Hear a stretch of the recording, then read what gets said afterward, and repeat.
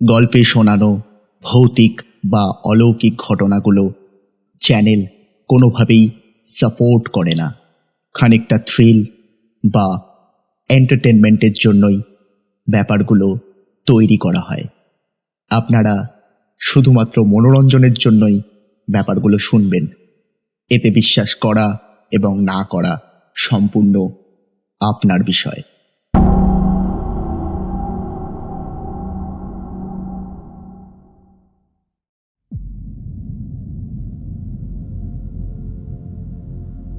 নমস্কার, আমি doctor they. Story with দ্বীপে আমার অদ্ভুতুরি ঘটনা পরিবেশন করতে দেওয়ার জন্য ধন্যবাদ। আমার পেশা প্যারানরমাল অ্যাক্টিভিটি নিয়ে রিসার্চ করা, যেখানে ভূত বা আত্মা সম্পর্কে আমি চর্চা করে থাকি। রিসার্চের সুবিধার্থে আমি একটা ওয়েবসাইট খুলেছি, যেখানে সবাই নিজের সাথে ঘটে যাওয়া কিছু অদ্ভুত ঘটনা পোস্ট করে, যা শুনে সত্যি মনে হবে অদ্ভুতুরে। আজকে ঠিক এরকমই একটি ঘটনা আপনাদের সামনে ঠিক যেমন ভাবে পোস্ট করা হয়েছে তেমনটাই পড়ে শোনাবে শুভদীপ। তাহলে শুরু করা যাক আজকের ঘটনা, যা সত্যি অদ্ভুতুরে।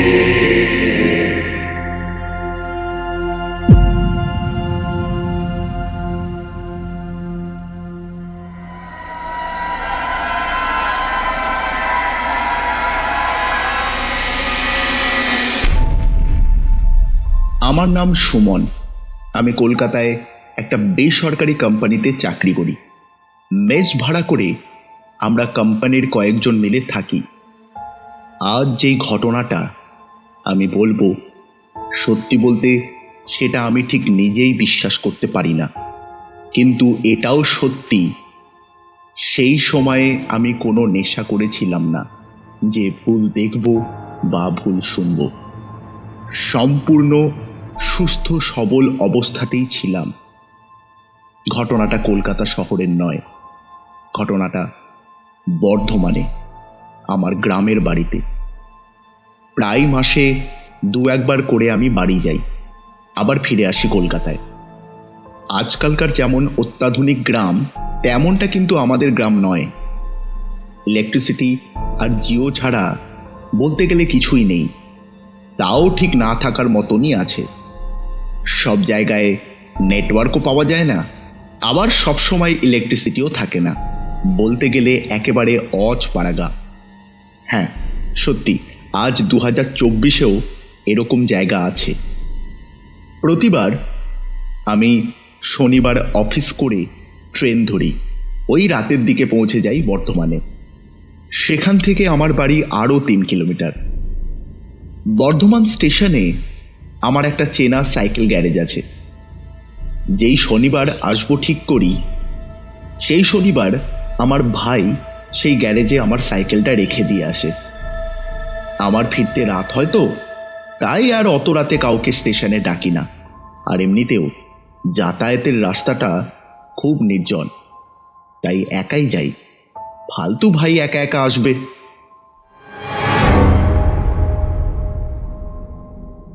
এরকমই এক শনিবার বর্ধমান স্টেশনে নেমে সাইকেল নিয়ে বেরিয়ে পড়লাম বাড়ির উদ্দেশ্যে। মনটা বেশ খুশি ছিল, মাইনে পেয়েছি, তারপর এতদিন পর বাড়ি যাচ্ছি, তাই গুনগুন করে গান গাইছিলাম। কিন্তু তখন কি জানতাম আমার সাথে ঠিক কি ঘটতে চলেছে। বর্ধমান স্টেশন থেকে বাড়ি যাওয়ার রাস্তাতে অনেকটা জায়গা, দুদিকে ধান ক্ষেত আর মধ্যেখানে রাস্তা পড়ে, ওই প্রায় 15 মিনিট মতন। এত বছর হয়ে গেল সেখানে এখনো ল্যাম্পপোস্ট বসেনি। কথা চলছে এইবার ইলেকশনের আগেই হয়তো বসে যাবে। যদিও কোনো সমস্যা নেই, কারণ আজকে ঠিক পূর্ণিমা না হলেও যা অল্প চাঁদের আলো আছে তাতে রাস্তা বুঝে নিতে অসুবিধে হবে না। আর এমনিতেও সোজা সাপটা রাস্তা। এবার আসল ঘটনাটা শুরু করবার আগে আমার একটা বিশ্বাসের কথা বলা দরকার। বলছি এই কারণে, কারণ এই বিশ্বাস এবং এই ঘটনা দুটোর সাথে ওতপ্রোতভাবে জড়িয়ে। আমি ব্রাহ্মণ, আমার পদবী মুখার্জি, কিন্তু আমার ভগবান বা ঐশ্বরিক শক্তিতে ঠিক বিশ্বাস নেই। এক কথায় বলতে পারেন আমি নাস্তিক, কিন্তু এখন আমি সব বিশ্বাস করি। একটা ঘটনা আমার সব মনোভাবকে বদলে দিয়েছে। সত্যি, আজও ভাবলে গায়ে কাঁটা দেয়। হাইরোড পার করে যখন ধান ক্ষেতের রাস্তায় উঠলাম, রাস্তার কোণের একটা দৃশ্য দেখে ঠিক ভালো লাগলো না। অ্যাক্সিডেন্ট হয়েছে, মানুষের নয়, একটা কুকুর মরে পড়ে আছে। যাই হোক, পাশ কাটিয়ে ধান ক্ষেতের রাস্তা ধরলাম। মনটা হঠাৎ করেই কেমন যেন খারাপ হয়ে গেল। বেশ কিছুটা গেছি, এদিক সেদিক বাড়ির চিন্তা করছিলাম, তাই খেয়াল করিনি। হঠাৎ অনুভব করলাম সাইকেলটা খুব ভারী মনে হচ্ছে। প্যাডেলে চাপ দিয়ে আগে টেনে নিয়ে যাওয়ায় প্রচণ্ড শক্তি প্রয়োজন পড়ছে। কি ব্যাপার ঠিক বুঝতে পারলাম না। খুব ক্যাজুয়ালি ব্যাপারটা নিলাম। হতে পারে হয়তো আমি ক্লান্ত, তাই হয়তো মনে হচ্ছে এরকম। প্রায়ই একরকম অ্যাভয়েড করে এগিয়ে গেলাম। রাত 10:30। কলকাতায় এখন সন্ধে, আর এখানে দেখো একেবারে মাঝরাত। একটু মনে জোর পেলাম। দূরে দেখলাম রাস্তার ধারে একজন বয়স্ক লোক বসে আছে মাটিতে, ঠিক যেমন ওই গ্রামে সকালের দিকে মাঠে বসে থাকে না সবাই, তেমন। মনে মনে একটু হাসলাম। সত্যি, স্বচ্ছ ভারতের একেবারে ধূলিসাৎ অবস্থা এই গ্রামেই। কিন্তু এত রাতে, যাই হোক, বুড়োটাকে পাশ কাটিয়ে কিছুটা গেছি।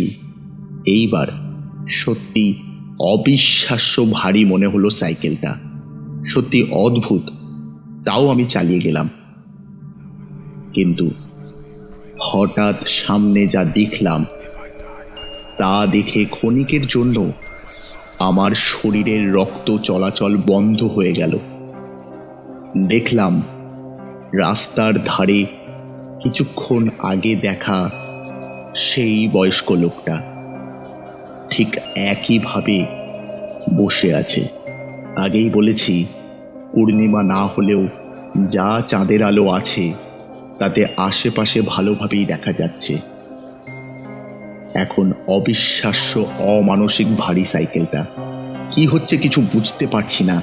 শুধু এইটুকু বুঝতে পারছি, যা হচ্ছে তা অলৌকিক।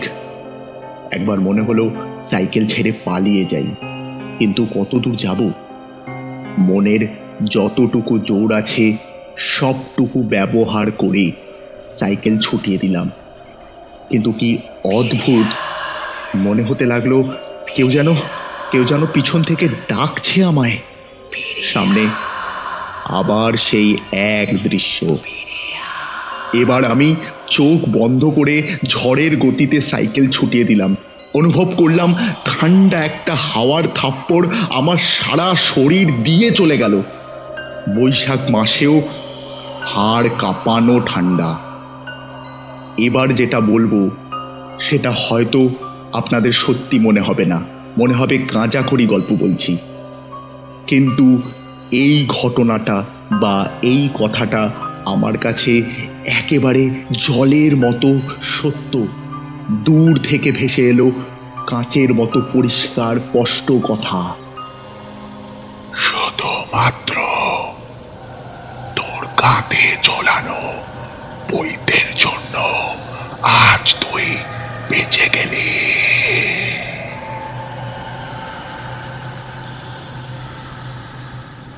হয়তো এই ঘটনা আপনাদের কাছে মিথ্যে মনে হবে, বিশ্বাস করা না করা আপনার বিষয়, কিন্তু আমার মনে হয় সুমন জানতে কিংবা অজান্তে হোক এমন একটা মিডিয়ামে প্রবেশ করে গেছিল যা আমাদের মানুষের নয়, যেটা আমরা শুধুমাত্র ফিল করতে পারি।